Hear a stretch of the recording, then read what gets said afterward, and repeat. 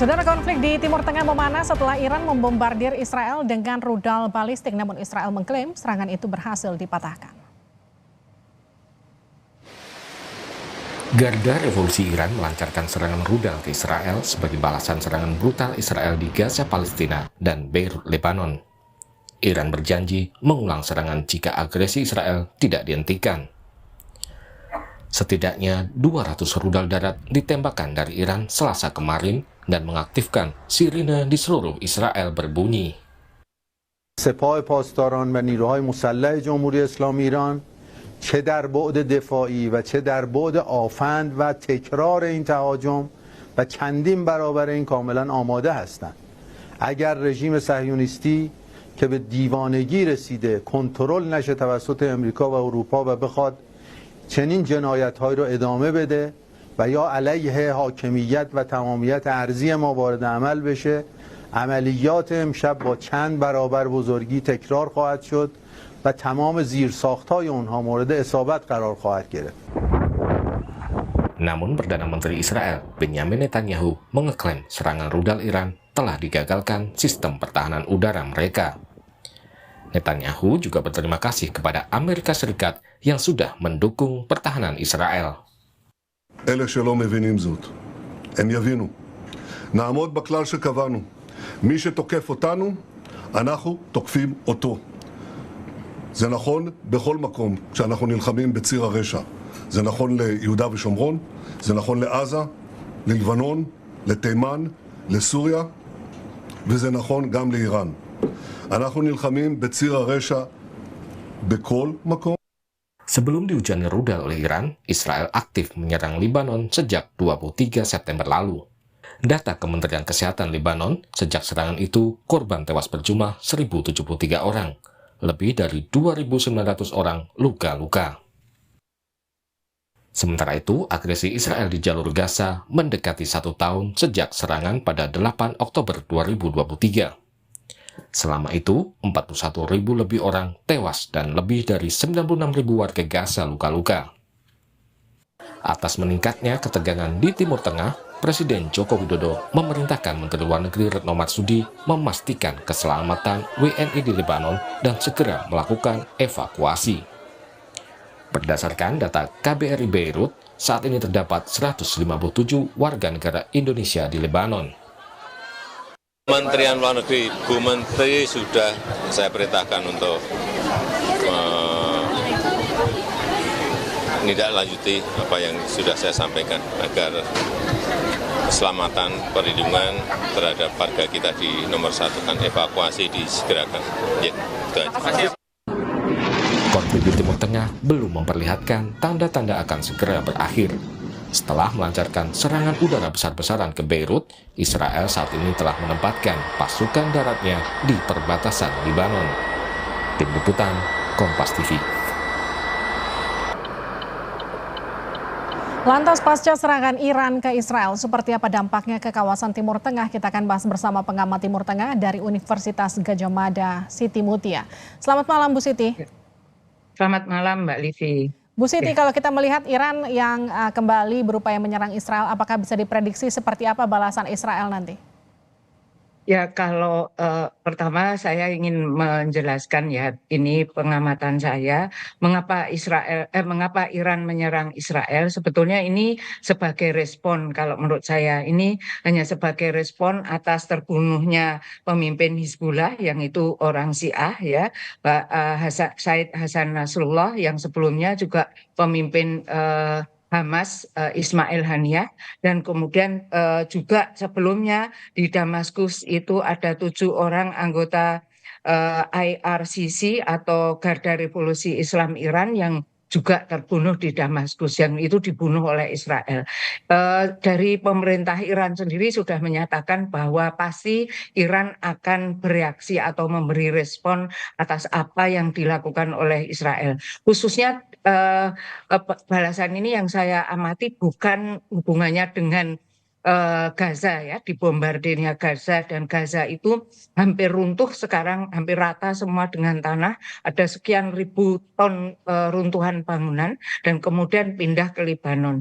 Tapi lebih kepada reaksi Israel itu lebih kepada terbunuhnya Hasan Nasrullah kalau menurut saya, pemimpin Hizbullah yang itu memang punya hubungan dekat dengan Iran.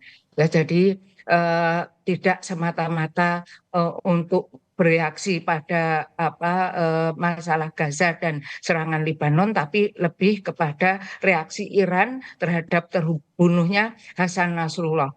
Dari pihak Iran sendiri mengatakan bahwa memang Iran itu harus bereaksi, ya, harus bereaksi karena untuk menunjukkan eksistensi Iran. Dia juga sudah mengatakan beberapa yang saya amati, Iran akan memberi reaksi proporsional tidak berlebihan, hanya sekedar menunjukkan ketidaksenangannya kepada Israel yang telah membunuh para pemimpin Hizbullah maupun Hamas maupun pemimpin Iran ya sebelumnya itu juga 2 tahun yang lalu Mullah Iran juga dibunuh di Irak, yaitu ini kumpulan ini respon ya, jadi respon. Kalau ditanyakan kepada saya apa nantinya seperti tadi malam juru bicara gedung Kapital itu sudah mengatakan kita tahu bahwa itu sudah diketahui oleh Israel dan Amerika ya bahwa Iran itu sedang mempersiapkan untuk menyerang Israel secara langsung, itu sudah diketahui. Ya. Nah, kalau kita lihat ini kan antara kekuatan Israel ini kan juga semakin kita lihat semakin kuat karena kemudian Amerika ini kan mendukung penuh Israel. Bagaimana mematahkan kekuatan ini? Kalau mematahkan yang ini dalam rangka mematahkan itu juga menyerang Lebanon itu dalam rangka sebetulnya mematahkan kekuatan dari pihak yang VIV atau berhadapan-hadapan Israel dan Amerika ya. Tapi kalau mematahkan kekuatan Amerika Serikat itu saya tidak melihat itu suatu hal yang mudah. Ya, karena Amerika Serikat sendiri seperti tadi saya katakan tadi malam itu mengatakan sampai Iran berani menyerang Israel secara langsung, Amerika Serikat tidak segan akan melakukan tindakan yang diperlukan gitu. Dan saya lihat Abraham Lincoln kapal Indo Amerika Serikat itu sudah parkir di Teluk sudah lama ya. Kemudian Amerika Serikat juga punya kekuatan di negara-negara Teluk seperti Arab Saudi, Qatar, Bahrain, Uni Emirat Arab, sulit untuk mematahkan mereka ya. Tapi artinya bisa nggak Amerika kemudian berperan untuk menghentikan terjadinya perang ini? Kalau justru perang ini bisa dihentikan, peranan Amerika itu besar. Ya, kalau Amerika itu mengatakan seperti Joe Biden, ini perang harus dihentikan, tapi dia kan nggak ada tindakan selanjutnya, ya, tidak ada tindakan selanjutnya. Kuncinya itu justru ada di Amerika Serikat, ya, kalau menurut saya, karena Amerika Serikat lah yang saat ini dianggap superpower, ya, masih dianggap superpower. Nah, jadi kuncinya ada pada Amerika Serikat. Coba kalau Amerika Serikat misalnya di bawah Joe Biden mengatakan mengecam Israel atas serangan terhadap Lebanon maupun terhadap Gaza akan berhenti. Ya. Dan Iran itu sudah tahu kalau Israel itu punya pertahanan yang namanya Iron Dome. Itu bisa menghalau semua serangan pada Israel ya. Itu sudah diketahui. Jadi ini memang serangan yang artinya kecil, tidak ada artinya ya, hanya untuk menunjukkan eksistensi. Tapi nanti Israel membalasnya biasanya akan lebih besar ya, exaggerate gitu, berlebihan begitu. Nah ini kuncinya ada di Amerika untuk mau mengendalikan Israel atau tidak. Artinya gini, kita kan butuh negara-negara yang bisa kemudian jadi penengah atau kemudian bisa melakukan negosiasi secara langsung paling tidak dengan kondisi seperti ini. Kalau dengan serangan Iran, apakah kemudian negara Timur Tengah akan mendukung, akan bereaksi atau justru tetap menahan diri? Ya, itulah yang sekarang ini ada kecenderungan bahwa Arab Saudi itu sudah mau menunjukkan tindakan tegas ya terhadap Israel. Dia sudah mulai mengecam Israel yang akan mengecam Israel atas serangannya terhadap Gaza gitu.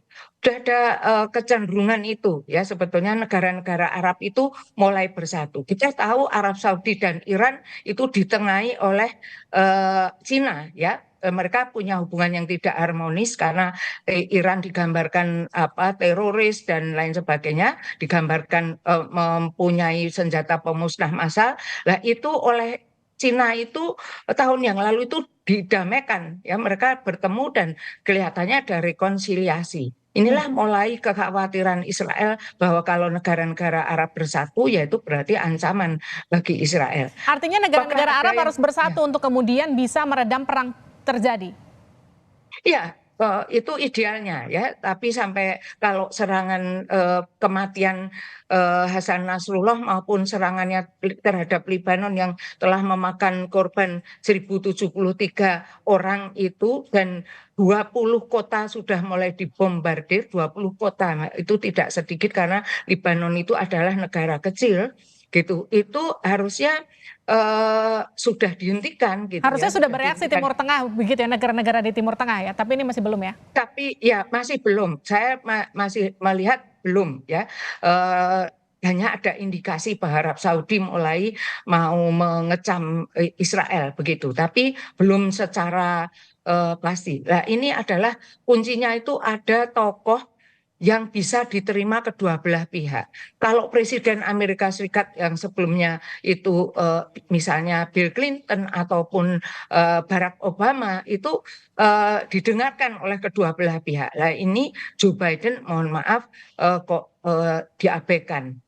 Antonio Guterres sebagai sekjen PBB juga tidak dihiraukan oleh Israel. Kita membutuhkan tokoh internasional yang punya pandangan-pandangan untuk perdamaian. Itu yang kita ini vakum.